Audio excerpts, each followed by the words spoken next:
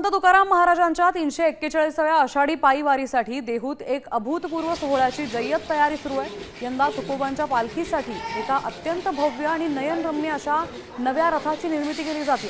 पारंपरिकता आणि आधुनिकतेचा सुरेख संगम असलेला हा रथ यंदाच्या वारीतील भाविकांसाठी मुख्य आकर्षण ठरणार आहे। या रथासाठी राजस्थान इथल्या दर्जेदार सागवान लाकडाचा वापर करण्यात आलाय, तर रथाचं काम आता अंतिम टप्प्यात आलंय।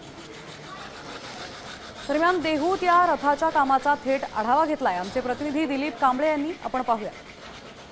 जगद्गुरु संत तुकाराम महाराज यांचा रथ जो आहे तो नवीन बनवण्यासाठी सुरुवात झालेली आहे। 341वा जो हा पालखी सोहळा आहे, या पालखी सोहळ्याची जय्यत तयारी आपल्याला इथं बघताना मिळत आहे। इथं बघत आपण हा नवीन रथ जो आहे तो बनवण्यासाठी मोठ्या प्रमाणात जे आहे इथं नक्षीकाम जे आहे ते चालू आहे आणि हे सर्व कारागीर जे आहे ते राजस्थान मधून जे आलेले आहे। जवळजवळ 250 किलो चांदी या नवीन रथाला लागणार आहे। त्याच्यामुळे हा जो रथ आहे तो मोठ्या प्रमाणात फारच सुंदर जो आहे तो असा दिसणार आहे।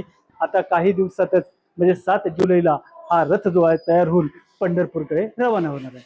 दिलीप कांबळे, साम टीव्ही मावळ।